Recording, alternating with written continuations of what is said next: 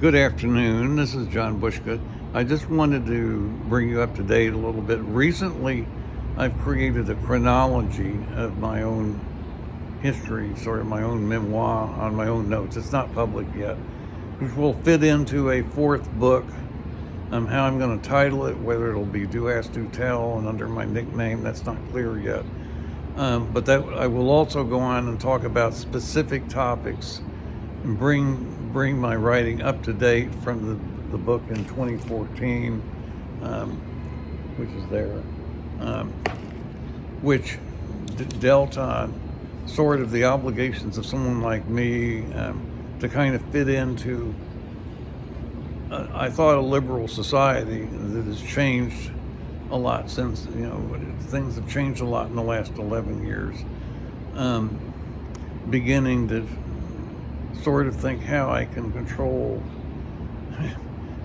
maybe the matrix, and how I can kind of limit its effect on me or something. I'm almost beginning to think of it that way. One of the things is, yes, I'm very much a lone wolf. That's something I talk about in the books, and some of the topics I'll be covering would include, like, gender, where gender identity came from, even back in my own life, the Rosenfeld stuff back in the 1970s at the 9th Street Center, much more older than Judith Butler, and then accelerationism, living in my own ability to live in, possibly, and how fit I would be to live in a more authoritarian society if I had to.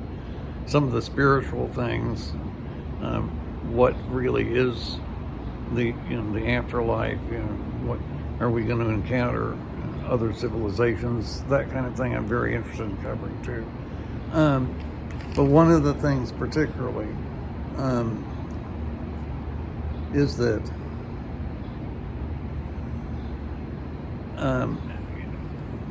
being very independent, I speak for myself. I don't let others speak for me, and I don't speak for others. I don't join protests. I don't generally join resistance with other groups or make myself allies of them. That's kind of my way, I guess, is dealing. You could say that's my way of dealing with the matrix. But that's been particularly true since the end of the last election. When I worked election duty, I felt that way. But many people, so I do like to analyze things and publish my opinions, but I don't like to be taken for granted, to be around, to be counted on to be there for you all the time. So that's kind of a dichotomy, or kind of a contradiction or something. So dealing with that, because I know there are other ways. Most people believe, a lot of people believe, the importance in society, civilization depends on the importance of family and lineage and belonging to a community. And someone like me in the past would not have been allowed the agency I've had as a loner. Would have been expected to fit in, support others in the extended families. Someone who did not reproduce by myself, did not have children, I'd have been expected to back up other people's families and having children, or be another male to defend the tribe or something. But I've done things my own way, rather than simply belong to something, and making something a belonging to a larger group, which a lot of people think is essential to expect from everyone.